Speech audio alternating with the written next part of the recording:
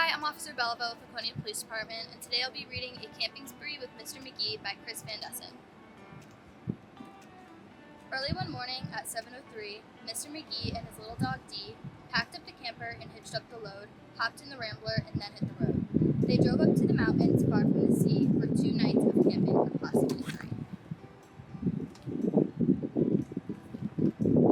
"There's nothing like camping," said Mr. Magee. "I know you will love it, just wait and see.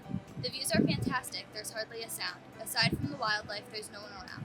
And the air is so sweet, you'll sleep like a log," said Mr. Magee to his small spotted dog.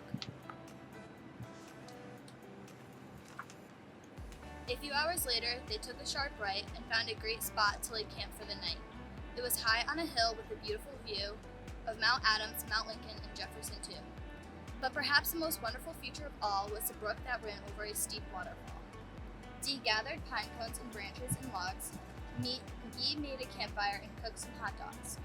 And as the sun set behind far distant knolls, they sat roasting marshmallows over the coals. As the embers went out, they felt tired and dozy, so they climbed in their bunk beds, all comfy and cozy. But while they were falling asleep without care, along came a stumbling, bumbling bear. A kindly old bear whose sight wasn't so clear, he couldn't see far and he couldn't see near. But he could smell marshmallows, sticky and sweet. This made him hungry, he wanted a treat.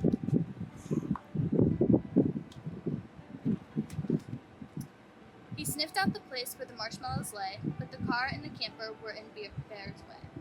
Yet that didn't stop the sneaky old snitch. He simply tried squeezing right under the hitch. And he was shimmying into the gap, and he pushed up the hitch, which let go with a snap.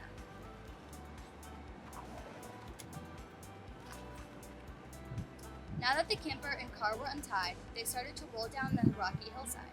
The car bounced away on the old logging road, while the camper was headed to where the stream flowed. It flew down the hill in a wild, bumpy ride, with Dee and Magee sleeping soundly inside.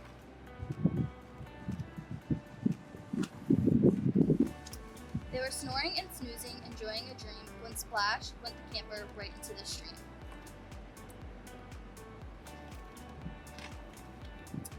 The splash shook the camper. They bumped out of bed. "Now what in the world was that?" he said. And then he looked out and saw where they were. His hair stood on end, and so did Dee's fur. They were caught in the rapids, but that wasn't all. They were headed smack dab for the big waterfall. Dee and Magee both started to quiver as faster and faster they headed downriver. But just when they thought they'd fall over the edge, their camper got stuck on a rock at the ledge. So there they were, stranded, Magee and his pup, on top of the waterfall 50 feet up. Meanwhile, that nearsighted bear from before was searching for one little marshmallow more, when lo and behold, as if out of a dream, he spied something sweet floating over the stream. But what the bear really thought was a marshmallow treat was really the hitch and not something to eat.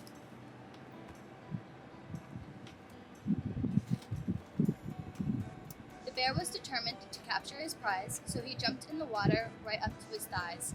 He splashed through the stream to the edge of the fall, and he snatched up the trail hitch, camper and all.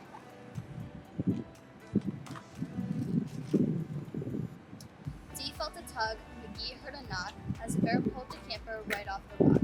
He dragged them both all the way back to the bank when he realized the hitch was not so sweet, but quite rank. He split out the hitch and left in dismay, while Magee and Dee's camper again rolled away. It flew down the path with a jolt and a jar.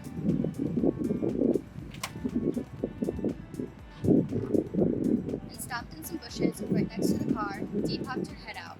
Magee looked out too. Had they really stopped rolling? Could it be true?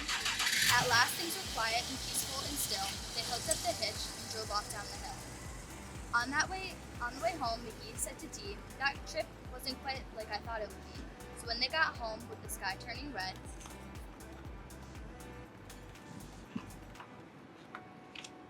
they decided to camp in the backyard instead. That is all. Thank you.